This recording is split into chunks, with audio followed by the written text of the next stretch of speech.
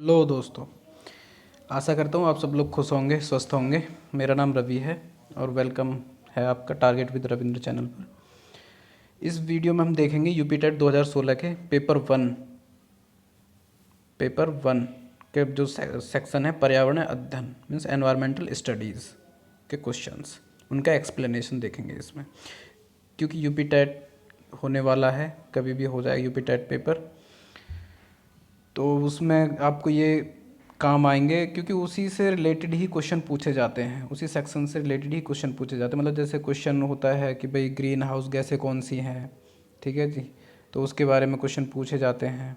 तो ये सब इसमें एक्सप्लेनेशन बहुत अच्छे से करा गया है, तो वीडियो शुरू से अंत तक देखना, ये आपको बहुत लाभदायक होने वाली है यूपी टेट में और सी टेट में भी। तो चलिए वीडियो शुरू करते हैं। क्वेश्चन नंबर 1 है, गिर वन्यजीव अभ्यारण्य निम्न में से किस वन्यजीव का संरक्षण करता है? गिर वन्यजीव अभ्यारण्य ऑप्शन दिए हुए हैं, ए है हाथी, बी है सांप, सी है गैंडा, डी है शेर। तो ये जो संरक्षण करता है, ये संरक्षण करता है शेर का, जिसे एशियाटिक लॉयन बोलते हैं, बब्बर शेर। और ये कहाँ है, गिर वन्यजीव अभ्यारण्य कहाँ स्थित है?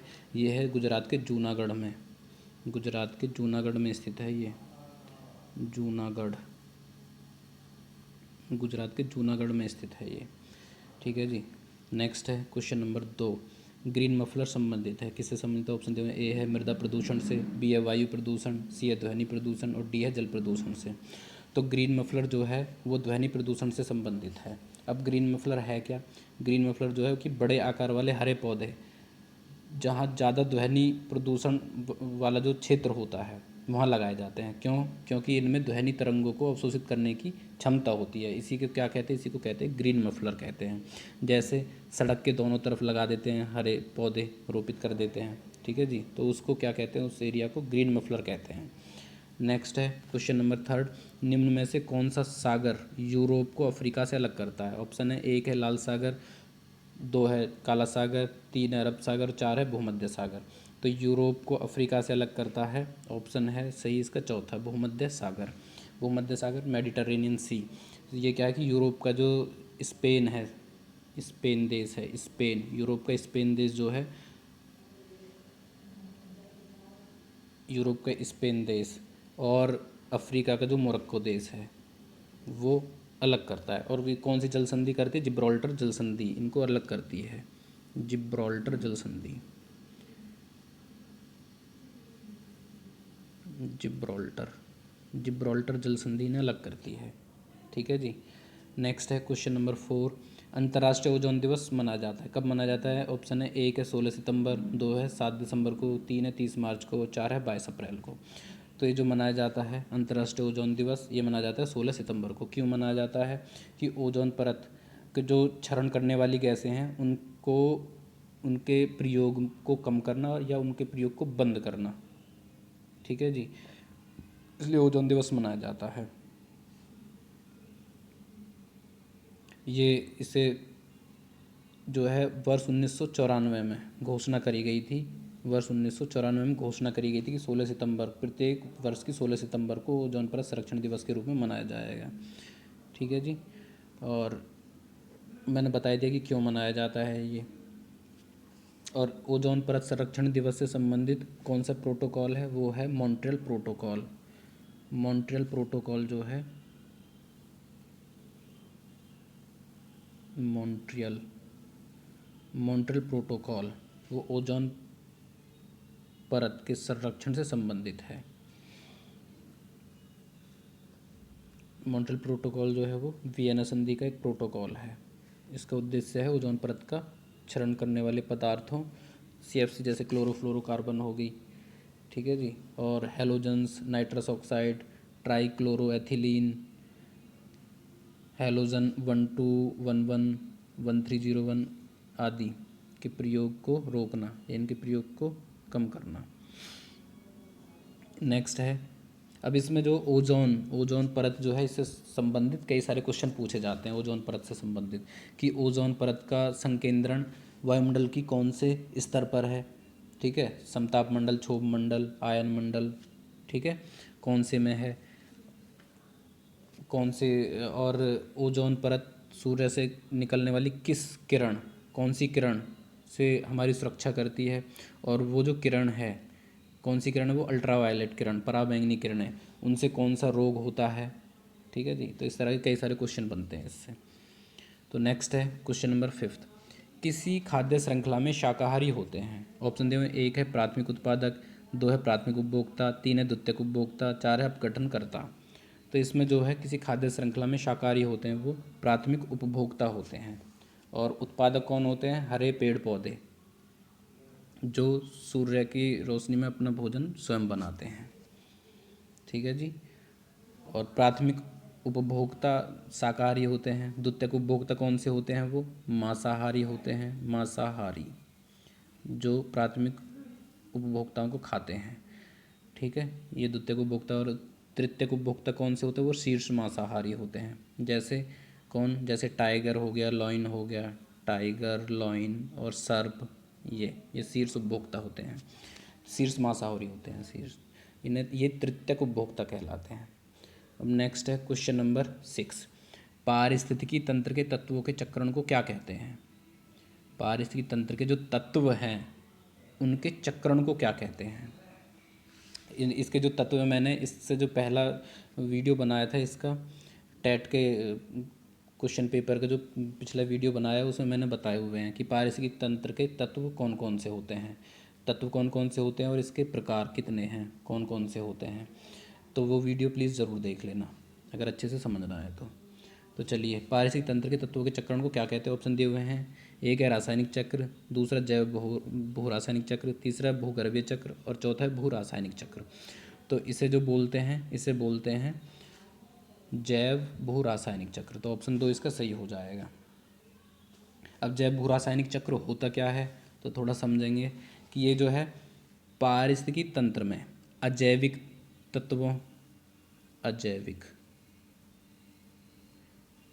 अजैविक तत्वों के जैविक प्रावस्था में परिवर्तन तथा इन जैविक तत्वों के अजैविक रूप में फिर से आगमन के प्रारूप को जो है जैव भू रासायनिक चक्र कहते हैं। ठीक है जी,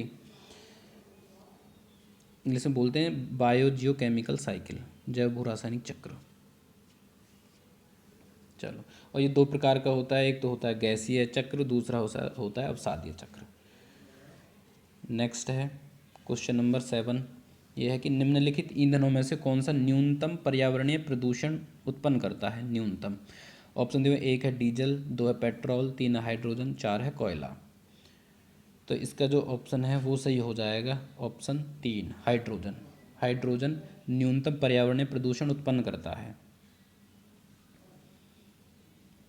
हाइड्रोजन के बारे में थोड़ा जान लेते हैं कि जब हाइड्रोजन हवा में जलती है तो ऑक्सीजन के साथ मिलकर जल का निर्माण करती है। हाइड्रोजन ऑक्सीजन के साथ मिलकर जल का निर्माण करती है और इस प्रक्रिया में ऊर्जा की बड़ी मात्रा लगभग 150 किलो जूल प्रति ग्राम उन्मुक्त होती है। ठीक है जी। इस और इसके बारे में दूसरा पॉइंट जान लें कि ये गैस जो है उच्चतम ऊर्जा प्रदान करती है। यह प्रदूषण रहित गैस है, प्रदूषण रहित गैस है। ठीक है जी। और इसके महत्व को देखते हुए भारत में वर्ष 2003 में, कब, वर्ष 2003 में राष्ट्रीय हाइड्रोजन बोर्ड का गठन किया गया है। राष्ट्रीय हाइड्रोजन बोर्ड का गठन, राष्ट्रीय हाइड्रोजन बोर्ड का गठन किया गया है। कब, 2003 में राष्ट्रीय हाइड्रोजन बोर्ड।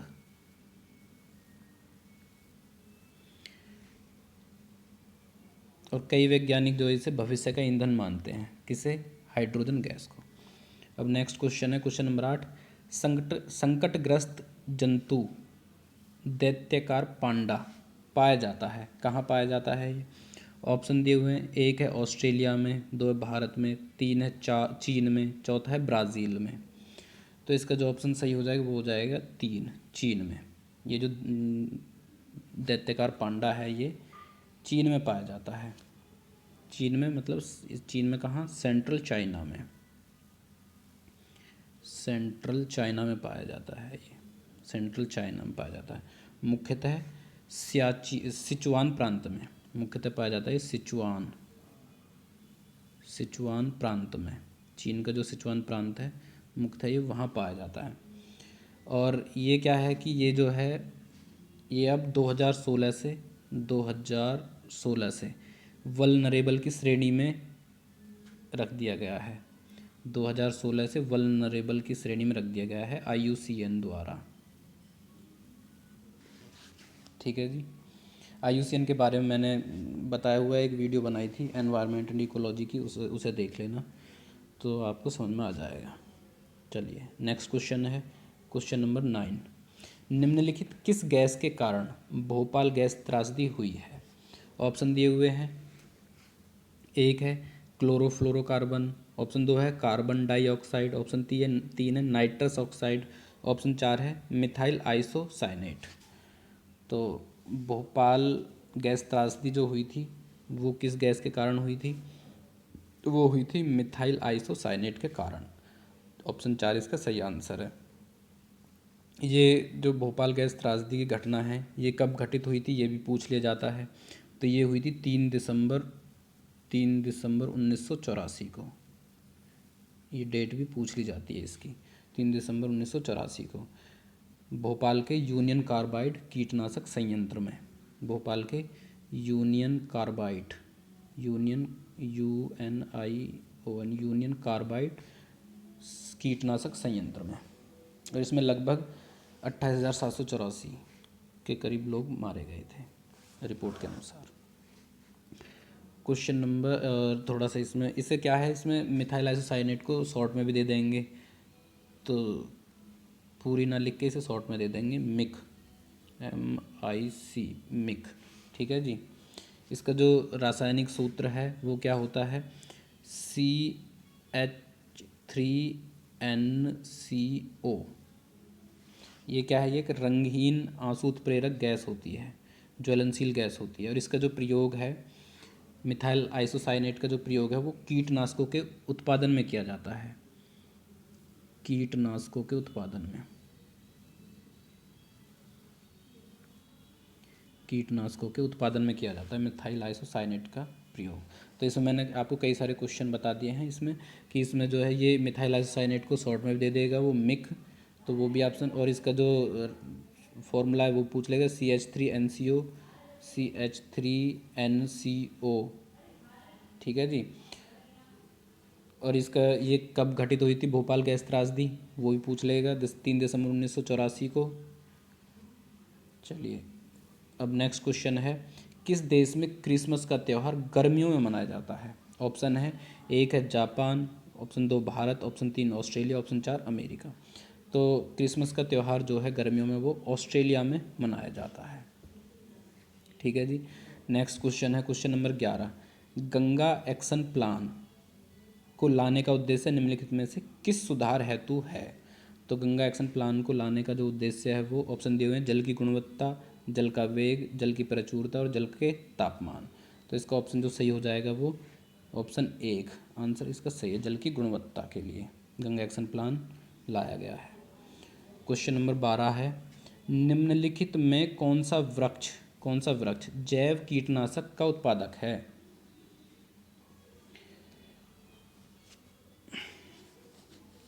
तो ये जो है कौन सा वृक्ष जैविक कीटनाशक का उत्पादक है? ऑप्शन दिए हुए हैं, एक है नीम, ऑप्शन 2 है देवदार, ऑप्शन 3 है चीड़, ऑप्शन 4 है ओक।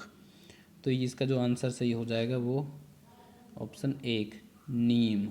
ठीक है जी। नीम का वृक्ष जो है जैविक कीटनाशक का उत्पादक है। इससे क्या है कि ये जो है नीम जो है भारतीय मूल का पौधा है, भारतीय मूल का पौधा है नीम। दूसरा, नीम की पत्ते चबाने से खून साफ होता है। तीसरा, त्वचा के रोगों के लिए भी ये लाभदायक है नीम। चलो थोड़ा सा क्वेश्चन नंबर 11 के इसके बारे में जान लेते हैं। गंगा एक्शन प्लान जो है इसके बारे में थोड़ा सा जान लेते हैं कि गंगा कार्य योजना जो है, गंगा कार्य योजना का जो प्रथम चरण है वो 1985 में आरंभ हुआ था, प्रथम चरण। और द्वितीय चरण जो है इसका अप्रैल 1993 में, अप्रैल 1993 में 1993 में इसके अंतर्गत क्या हुआ था कि यमुना कार्य योजना और गोमती कार्य योजना को लागू किया गया था द्वितीय चरण में। मीन्स अप्रैल 1993 को जो इसका द्वितीय चरण लागू हुआ था उसमें गंगा यमुना कार्य योजना और गोमती कार्य योजना इनको लागू किया गया था इसके अंतर्गत। यमुना कार्य योजना और गोमती कार्य योजना, गोमती कार्य योजना ये कब हुआ था? ये जो है द्वितीय चरण जो है 2003 में समाप्त हो गया था ये। ठीक है जी। और फिर जो है इसका यमुना कार्य योजना और गोमती कार्य योजना का द्वितीय चरण जो शुरू हुआ था वो हुआ था 2004 से। ठीक है जी। गंगा कार्य योजना का तो दूसरा चरण था जो अप्रैल 1993 में शुरू हुआ था, जिसके अंतर्गत यमुना कार्य योजना और गोमती कार्य योजना शुरू की गई थी। और जो इनका जो था यमुना कार्य योजना गोमती कार्य योजना का वो पहला चरण था अप्रैल 1993 वाला, और ये दूसरा जो चरण था वो 2004 से शुरू हुआ था। ठीक है जी। जो और इसका जो तृतीय चरण है, तृतीय चरण वो जो है नमामि गंगे योजना के अंतर्गत जो 7 मई 2016 से शुरू हो गया है। 7 मई 2016 से नमामि गंगे योजना के अंतर्गत। चलो बहुत है, इतना 12 हम जान ही चुके हैं। अब 13 है भू पारिस्थितिकी तंत्र में ऊर्जा का महत्वपूर्ण स्रोत है। क्या है ऊर्जा का महत्वपूर्ण स्रोत? ऑप्शन दे में 1 है सूर्य, 2 है पृथ्वी, 3 है चंद्रमा, 4 है शुक्र। तो इसका जो आंसर सही है वो सूर्य है। भू पारिस्थितिकी तंत्र में ऊर्जा का महत्वपूर्ण स्रोत है सूर्य। नेक्स्ट क्वेश्चन है 14, निम्न में से कौन सी प्राकृतिक वनस्पति मरुस्थलीय प्रदेशों में पाई जाती है? ऑप्शन दिए हुए हैं, 1 है महोगनी, 2 कैक्टस, 3 फर, 4 चंदन। तो इसका आंसर जो सही हो जाएगा वो है कैक्टस, ऑप्शन 2। ये जो है मरुस्थलीय प्रदेशों में पाई जाती है। ऑप्शन क्वेश्चन नंबर 15वां, टाइटन किस ग्रह का प्राकृतिक उपग्रह है? टाइटन किस ग्रह का प्राकृतिक उपग्रह है? ऑप्शन है, 1 है वरुण, ऑप्शन 2 बुध, ऑप्शन 3 शनि, ऑप्शन 4 शुक्र। तो टाइटन जो है वो टाइटन वरुण ग्रह का उपग्रह है, और वरुण के कुल उपग्रह कितने हैं? 8। वरुण ग्रह के जो कुल उपग्रह 8 हैं। ठीक है जी। और थोड़ा जान लेते हैं शनि के जो है शनि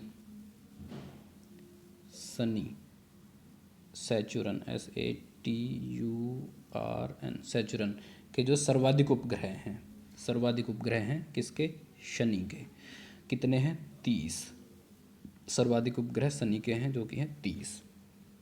और टाइटन उपग्रह जो है वो किसका है? वरुण का।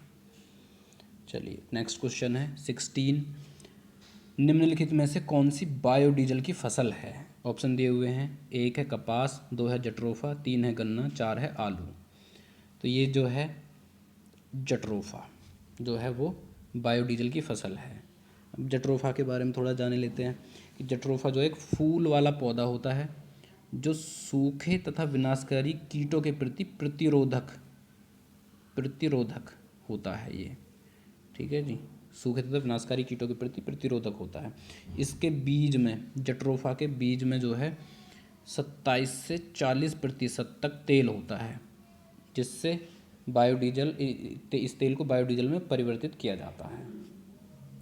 और क्वेश्चन आ जाता है इसका बायोडीजल से संबंधित। और बायोडीजल की अन्य फसलें कौन कौन सी वो हैं? एक तो जट्रोफा तो हो ही गया, दूसरा है सूरजमुखी,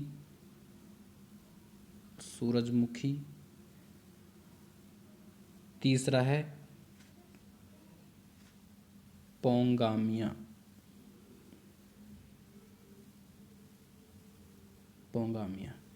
ये भी बायोडीजल की फसल है।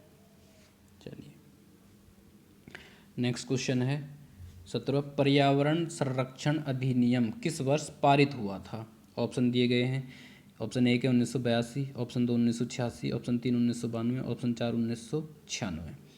तो पर्यावरण संरक्षण अधिनियम जो है वो वर्ष 1986, ऑप्शन 2 इसका सही आंसर हो जाएगा, में पारित हुआ था। ठीक है जी। इसे क्या बोलते हैं? The environment protection act 1986। ठीक है जी। और तब से यह संपूर्ण भारत में लागू है। क्वेश्चन नंबर 18, भूमंडलीय तापन का कारण है। भूमंडलीय तापन का कारण है क्या है? भूमंडलीय तापन कारण ऑप्शन दिए हुए हैं, एक है हिमनदों में वृद्धि, ऑप्शन 2 कार्बन डाइऑक्साइड में वृद्धि, ऑप्शन 3 कार्बन डाइऑक्साइड में कमी, ऑप्शन 4 वनों में वृद्धि। तो भूमंडलीय तापन का जो कारण है वो क्या है? ऑप्शन 2 कार्बन डाइऑक्साइड में वृद्धि। थोड़ा सा कार्बन डाइऑक्साइड के बारे में जान लेते हैं कि ये जो है किस तरह से भूमंडलीय तापन का कारण है। कि जो सूर्य की जो ऊष्मा है, सूर्य की ऊष्मा जब पृथ्वी पर आती है और पृथ्वी गर्म होने के बाद में ठंडी होने लगती है, तब ऊष्मा जो है पृथ्वी से बाहर विसरित होती है। लेकिन जो कार्बन डाइऑक्साइड है, जो कार्बन डाइऑक्साइड है, कुछ गैसें हैं जैसे कार्बन डाइऑक्साइड हो गई, कार्बन डाइऑक्साइड, नाइट्रस ऑक्साइड, जलवाष्प, मीथेन, ठीक है जी, ये जो गैस हैं ग्रीन हाउस गैस बोलते हैं इन्हें, ये गैस उस ऊष्मा के कुछ भाग को अवशोषित कर लेती हैं, ठीक है जी, और बचे हुए भाग को पुनः वापस जो धरातल पर वापस कर देती हैं, जिससे वायुमंडल के जो निचले भाग में अतिरिक्त ऊष्मा इकट्ठी हो जाती है, ठीक है जी।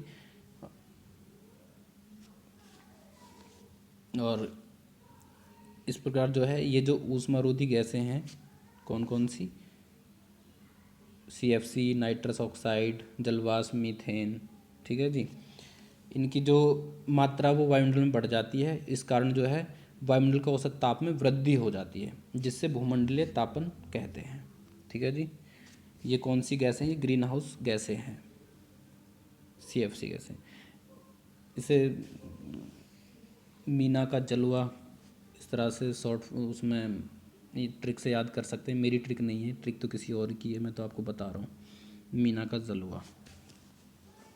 चलो छोड़ो, नेक्स्ट है क्वेश्चन नंबर 19। तो इसका आंसर हो गया, समझ में आ गया, इसका आंसर हो गया कार्बन डाइऑक्साइड में वृद्धि भूमंडलीय तापन का मुख्य कारण है ये। नेक्स्ट है क्वेश्चन नंबर 19। निम्नलिखित में से किसमें सर्वाधिक जैव विविधता पाई जाती है? ऑप्शन 1 है शीतोष्ण पर्णपाती वन बायोम में, ऑप्शन 2 उष्ण कटिबंधीय सदाबहार वर्षा वन बायोम में, 3 है शीतोष्ण घास प्रदेश बायोम में, 4 है सवाना बायोम में। तो सर्वाधिक जो जैव विविधता है, ये कई बार क्वेश्चन पूछा जाता है, ठीक है जी। सर्वाधिक जैव विविधता वो पाई जाती है उष्ण कटिबंधीय सदाबहार वर्षा वन बायोम में। ऑप्शन 2 सही आंसर है इसका। थोड़ा इसके बारे में जाने लेते हैं कि ये जो है इस क्षेत्र का जो विस्तार है वो 10 डिग्री नॉर्थ से लेकर 10 डिग्री साउथ अक्षांशों के मध्य है, ठीक है जी। इसमें क्योंकि इन क्षेत्रों में जो है पादप तथा प्राणियों के विकास तथा वृद्धि के लिए अनुकूल दशाएं पाई जाती हैं, क्योंकि इसमें वर्ष भर उच्च वर्षा तथा उच्च तापमान रहता है। इसी कारण इसे अनुकूलतम बायोम भी कहते हैं, इसे अनुकूलतम बायोम भी कहते हैं, उष्ण कटिबंधीय सदाबहार वर्षावन बायोम को। ये कहाँ तक विस्तृत है? कहाँ विस्तृत है ये? 10 डिग्री उत्तर से 10 डिग्री दक्षिणी अक्षांशों के मध्य है। चलिए जी, नेक्स्ट क्वेश्चन है 20।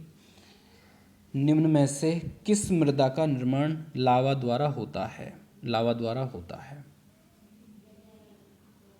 ऑप्शन दिए हुए हैं, 1 है लाल मिट्टी, ऑप्शन 2 काली मिट्टी, ऑप्शन 3 जलोढ़ मिट्टी, ऑप्शन 4 लेटराइट मिट्टी। तो लावा द्वारा जो होता है वो होता है काली मिट्टी का निर्माण, ऑप्शन 2 सही आंसर है। इसके बारे में थोड़ा जान लेते हैं कि ये मिट्टी जो है काली मिट्टी मतलब महाराष्ट्र में सर्वाधिक पाई जाती है, मतलब इसका जो विस्तार जो सर्वाधिक है महाराष्ट्र में, महाराष्ट्र में इसका सर्वाधिक विस्तार है। और ये जो है काली मिट्टी जो है कपास की खेती के लिए बढ़िया होती है, एकदम सर्वोत्तम मिट्टी है ये। और इसे क्या है, इसे रेगुर मिट्टी भी कहा जाता है। काली मिट्टी को रेगुर मिट्टी भी कहा जाता है। और उत्तर प्रदेश में इसे करेल काली कपास की मिट्टी कहते हैं, और अंतर्राष्ट्रीय स्तर पर इसे उष्ण कटिबंधीय चरनोजम कहा जाता है। और ये भारतीय मृदा का तीसरा सबसे बड़ा वर्ग है काली मिट्टी। चलिए क्वेश्चन नंबर 21। वायुमंडल की कौन सी परत प्रकाश की पराबैंगनी किरणों को पृथ्वी की सतह पर आने से रोके रखती है, ये रोकती है। ठीक है जी। ऑप्शन दिए हुए हैं, 1 है समताप मंडल, ऑप्शन 2 क्षोभ मंडल, ऑप्शन 3 आयन मंडल, ऑप्शन 4 मध्य मंडल। तो इसका जो आंसर सही है वो आंसर है ऑप्शन 1 समताप मंडल, स्ट्रेटोस्फेयर।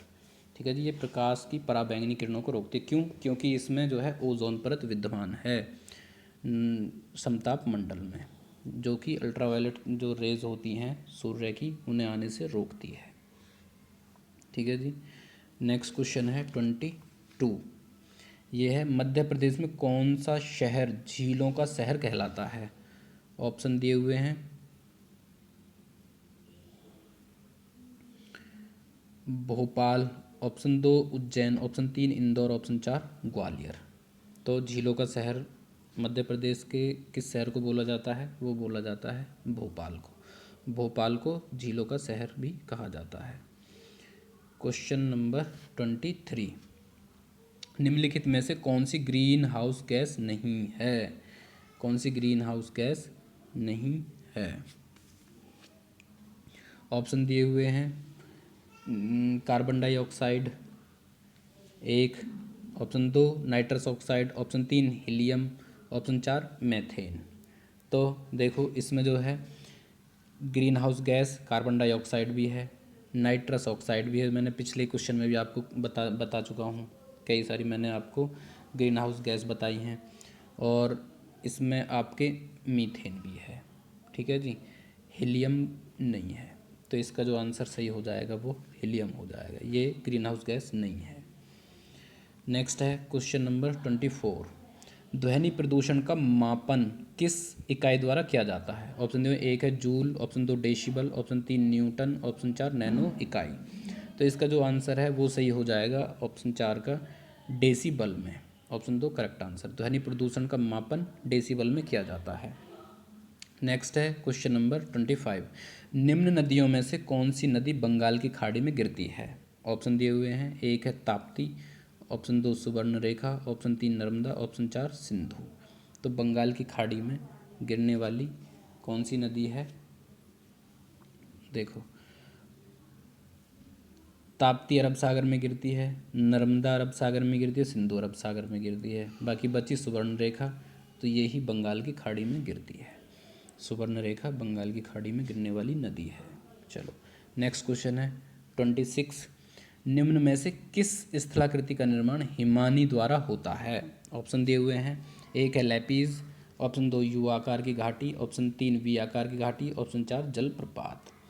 तो हिमानी द्वारा जो होता है वो कौन सी किस प्रकार की स्थलाकृति का निर्माण होता है? वो होता है यू आकार की घाटी का निर्माण। ठीक है जी। औरों को भी जाने लेते बाकी को। देखो, लैपीज जो है वो भूमिगत जल द्वारा निर्मित होते लैपीज। ठीक है जी। और भूमिगत जल द्वारा निर्मित स्थलाकृतियों को कास्ट स्थलाकृति कहते हैं। ठीक है। और यू आकार घाटी तो हो ही गया, ये होती है हिमानी द्वारा निर्मित होती है। और वी आकार की घाटी ये नदियों द्वारा निर्मित होती है। नदी जो वी आकार की घाटी नदियों द्वारा निर्मित होती है, उसके बाद ही वी आकार की घाटी को हिमानी यू आकार की घाटी में परिवर्तित करती है। ठीक है। तो वी आकार घाटी नदी द्वारा निर्मित होती है, और जलप्रपात भी नदी द्वारा निर्मित होता है। तो वी आकार की घाटी और जलप्रपात नदी द्वारा निर्मित होते हैं, और लैपीज जो है वो भूमिगत जल द्वारा निर्मित होता है, और यू आकार की घाटी हिमानी द्वारा निर्मित होती है। तो इसका जो करेक्ट आंसर है वो यू आकार की घाटी है। तो दोस्तों, आपको आज की वीडियो कैसी लगी कमेंट बॉक्स में ज़रूर बताना। वीडियो पसंद आई हो तो लाइक करना, शेयर करना और चैनल सब्सक्राइब कर लेना। ठीक है जी। और अगर कोई भी किसी भी तरह का सुझाव हो तो कमेंट बॉक्स में ज़रूर देना। पूरा वीडियो देखने के लिए बहुत बहुत धन्यवाद।